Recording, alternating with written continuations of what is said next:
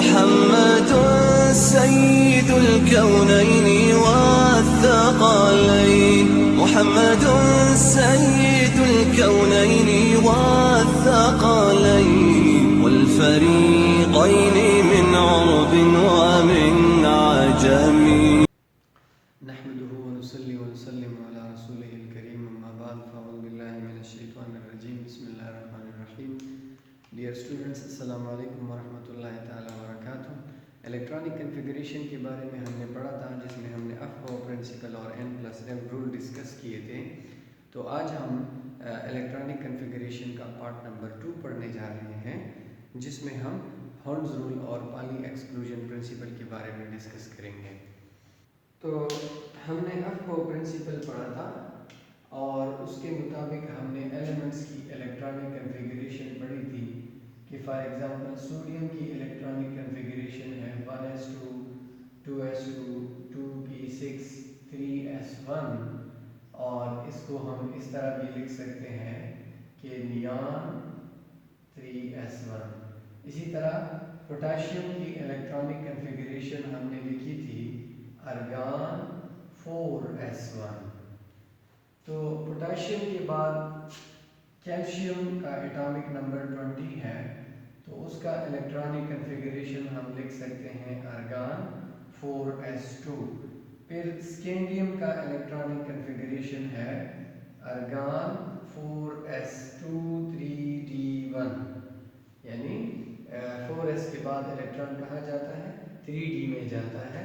इसी तरह फिर टाइटेनियम जो है 22, उसका इलेक्ट्रॉनिक कॉन्फ़िगरेशन होगा आर्गन 4s2 3d2 और वेनेडियम का इलेक्ट्रॉनिक कॉन्फ़िगरेशन होगा आर्गन 4s2 3d3।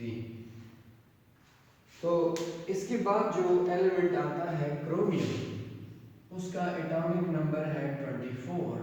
तो जनरली अगर हम देखें तो इसके मुताबिक इलेक्ट्रॉनिक कॉन्फ़िगरेशन होना चाहिए क्रोमियम का 4s2 3d4, लेकिन क्रोमियम का इलेक्ट्रॉनिक कॉन्फ़िगरेशन इस तरह नहीं लिखा जाता और इसको हम इस तरह लिखते हैं आर्गन 4s1 3d5।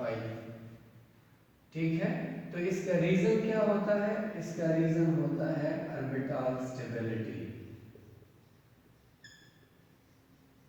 इसी तरह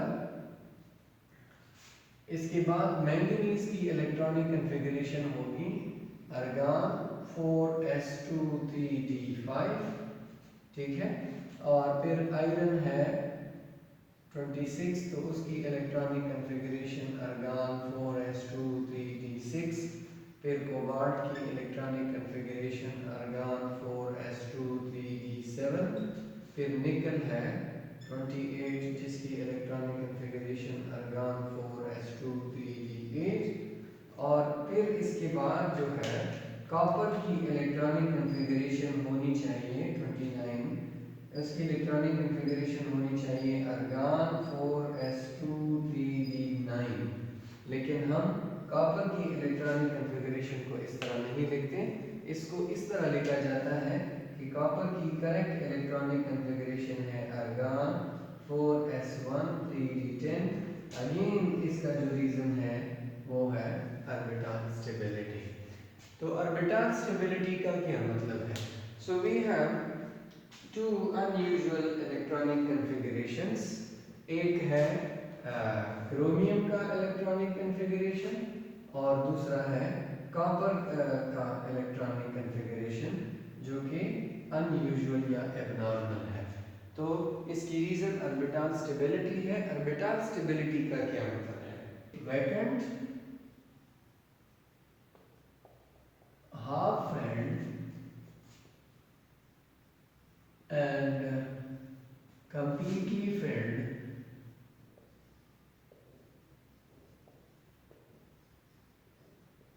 subshells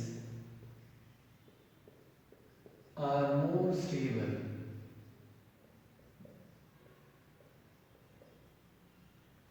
than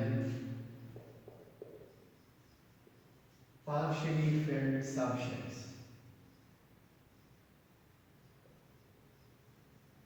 तो वैकेंट फॉर एग्जांपल डी के अंदर कोई इलेक्ट्रॉन नहीं है या पी के अंदर कोई इलेक्ट्रॉन नहीं है, और कंप्लीटली फिल्ड का मतलब P6 या D6 D10 के P के अंदर 6 इलेक्ट्रॉन हो या D के अंदर 10 इलेक्ट्रॉन हो, तो इसकी स्टेबिलिटी की तो समझ आ जाती है कि ये कंप्लीटली फिल्ड है और इसमें मज़ीद इलेक्ट्रॉन जो है एडजस्ट नहीं हो सकते, तो इस वजह से स्टेबल होंगे।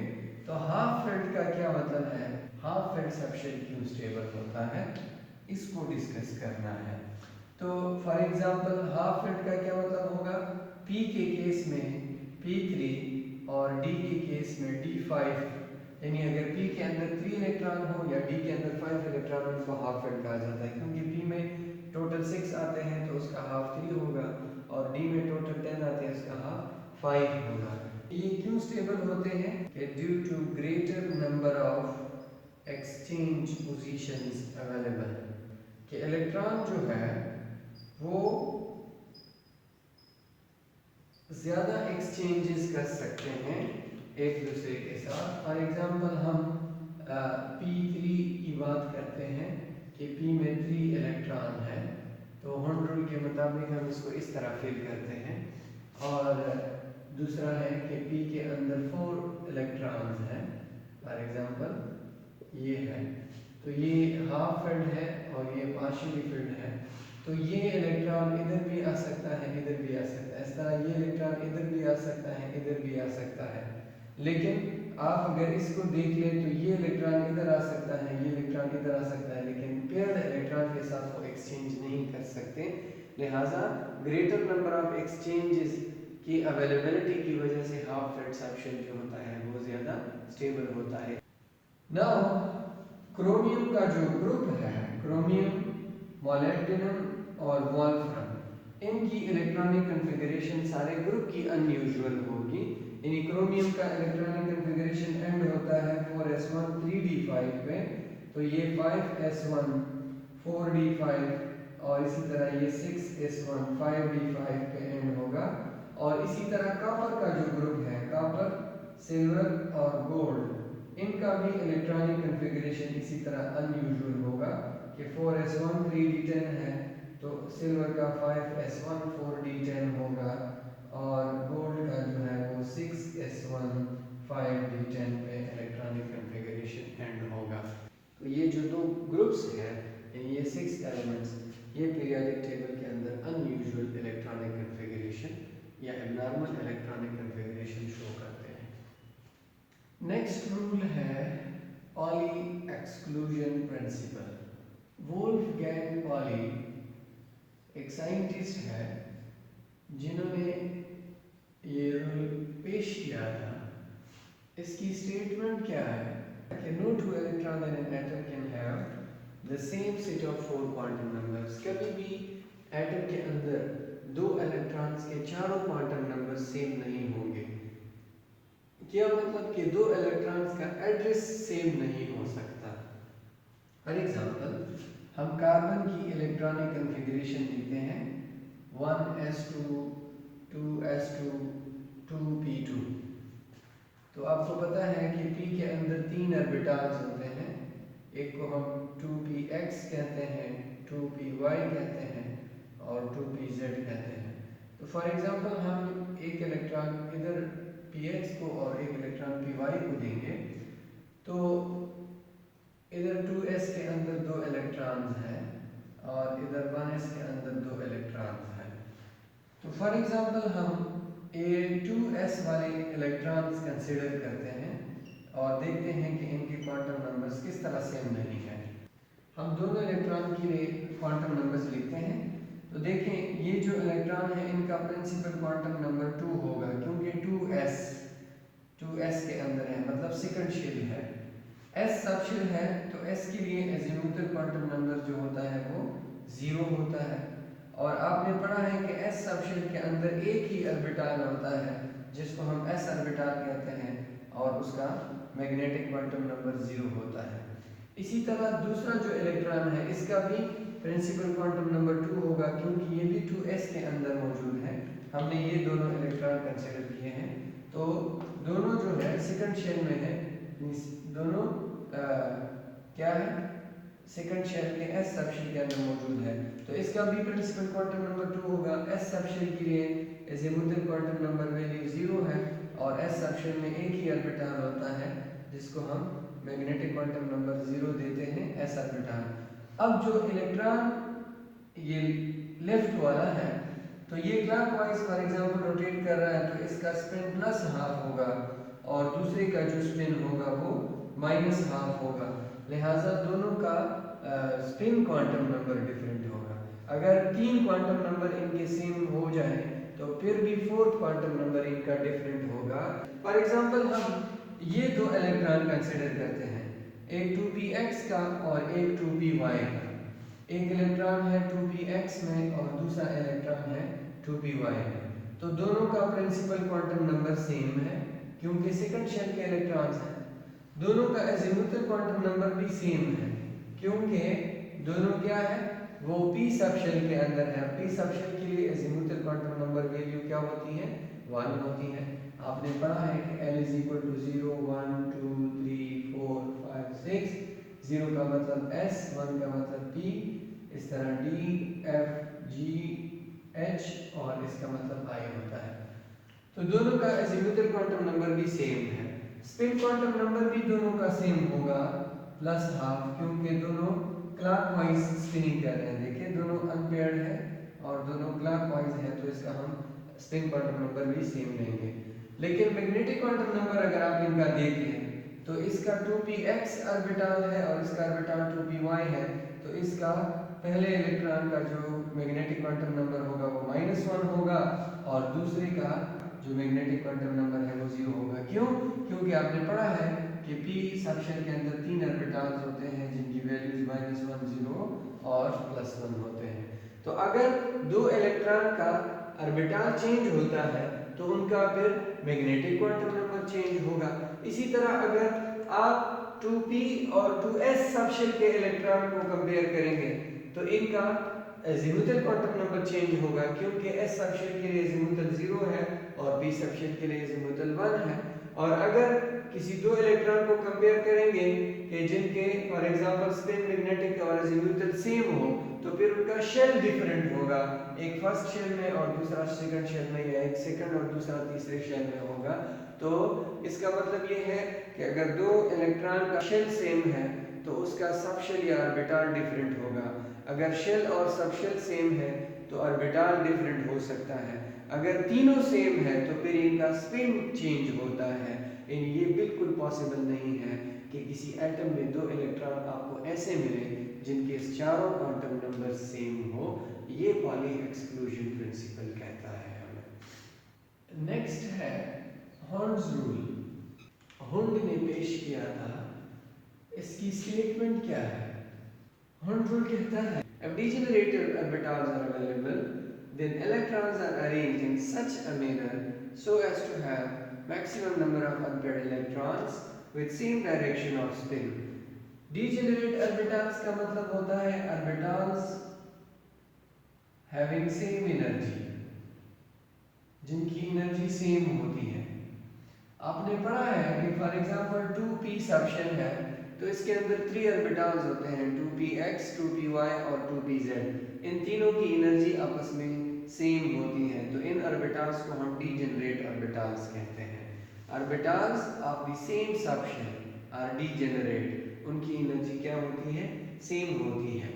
तो फॉर एग्जांपल हम कार्बन की इलेक्ट्रॉनिक कॉन्फ़िगरेशन लिखते हैं 1s2 2s2 2p2। p सब शेल के अंदर जो है हमारे पास 3 ऑर्बिटल्स हैं 2px 2py 2pz। 2p के अंदर जो दो इलेक्ट्रॉन हैं इसको आप करेक्टली किस तरह प्लेस करेंगे? हुंड रूल बताता है कि 2p सब शेल के अंदर जो इधर 2 इलेक्ट्रॉन्स हैं इसको अरेंज करने के, इसको डिस्ट्रीब्यूट करने के मुख्तलिफ तरीके हो सकते हैं, लेकिन जो करेक्ट मेथड है वो क्या है वो आपको ये बताता है। फॉर एग्जांपल हम इन दोनों इलेक्ट्रॉन्स को इस तरह भी रख सकते हैं, इस तरह भी हम इसको रख सकते हैं और इस तरह भी हम इसको रख सकते हैं। तो हुंड कहता है कि ये अरेंजमेंट भी गलत होगी, ये अरेंजमेंट भी गलत होगी और ये अरेंजमेंट सही होगी। फॉर एग्जांपल नाइट्रोजन की इलेक्ट्रॉनिक कॉन्फ़िगरेशन लिखते हैं 1s2 2s2 2p3। तो 2p3 जो है हुंड कहता है कि इसकी करेक्ट इलेक्ट्रॉनिक कॉन्फ़िगरेशन अगर आपने लिखनी है तो तीनों इलेक्ट्रॉन्स को आपने अनपेयर्ड रखना है और सेम डायरेक्शन ऑफ स्पिन में रखना है।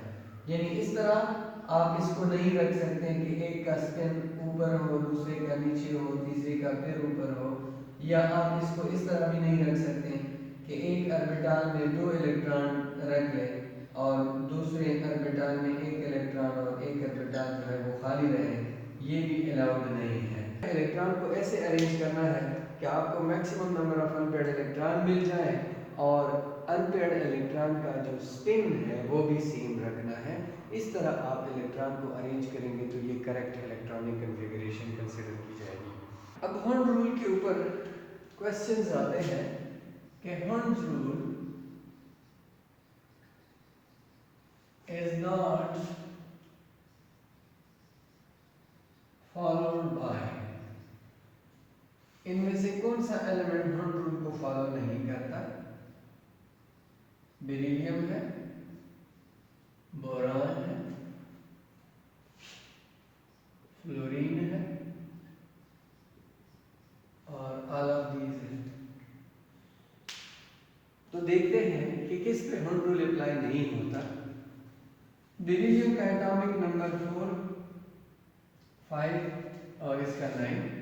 बेरिलियम का इलेक्ट्रॉनिक कॉन्फ़िगरेशन है 1s2 2s2। तो आपको पता है s में 2 इलेक्ट्रॉन आते हैं और वो आप इसी तरह ही अरेंज कर सकते हैं, बाकी कोई तरीका आपके पास नहीं है। लिहाजा बेरिलियम को हुंड रूल की ज़रूरत नहीं है। हुंड रूल की ज़रूरत तब पड़ेगी जब डीजेनरेटर ऑर्बिटल्स अवेलेबल हो और इलेक्ट्रॉन एक से ज़्यादा अरेंज करने को हमें मिले। बोरान को अगर आप देख लें तो 1s2 2s2 2p1 इसका एटॉमिक नंबर 5 है। तो इधर दोनों इलेक्ट्रॉन इस तरह, इधर दोनों इलेक्ट्रॉन इस तरह। अब 2p के अंदर 3 ऑर्बिटल्स हैं, डीजेनरेट ऑर्बिटल्स आर अवेलेबल, लेकिन इलेक्ट्रॉन एक ही है और आपको एक ही रास्ता है आपके पास कि आप इनमें से किसी एक ऑर्बिटल के अंदर इसको अनपेयर्ड रख दें। लिहाजा इसको भी हुंड रूल की ज़रूरत नहीं है।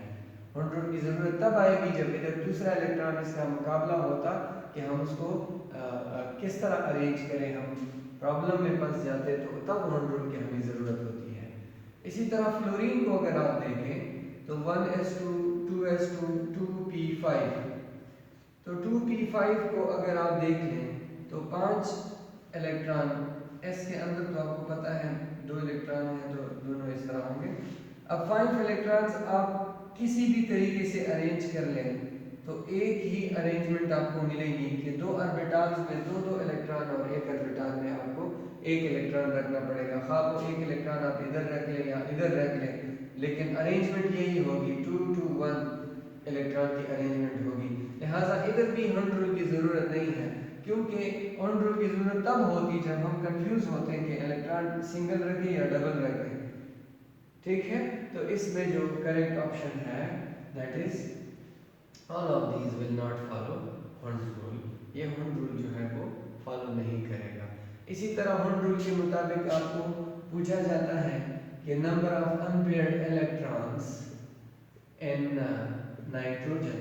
तो नाइट्रोजन की इलेक्ट्रॉनिक कॉन्फ़िगरेशन जब आप लिख देते हैं 1s2 2s2 2p3 और आपको हुंड रूल का पता हो कि p के अंदर हमने इलेक्ट्रॉन को कैसे रखना है, अनपेयर्ड रखना है विद सेम स्पिन, तो आप आंसर दे सकते हैं कि there are 3 unpaired electrons in nitrogen atom. इसी तरह आयरन के ऊपर क्वेश्चन आता है कि आयरन +3 में कितने अनपेयर्ड इलेक्ट्रॉन होते हैं, how many unpaired electrons are there in Fe+3। तो आयरन की इलेक्ट्रॉनिक कॉन्फ़िगरेशन अगर हम लिखते हैं तो वो हमने पढ़ा atomic number 26, argon 4s2 3d6 इसका इलेक्ट्रॉनिक कॉन्फ़िगरेशन है। आयरन +3 का मतलब होता है कि इट हैज़ लास्ट 3 इलेक्ट्रॉन्स। अब यहाँ पे तवज्जो से इस बात को सुन लें कि जब इलेक्ट्रॉन निकलेगा तो पहले इलेक्ट्रॉन वैलेंस शेल से निकलते हैं। यानी यहाँ अगर से 4s पहले फिल हो रहा है लेकिन ये वैलेंस शेल है, आखिरी शेल है, तो पहले 2 इलेक्ट्रॉन जाएंगे 4s के और फिर तीसरा इलेक्ट्रॉन इधर d से जाएगा, तो इसका इलेक्ट्रॉनिक कॉन्फ़िगरेशन हो जाएगा 4s0 3d5।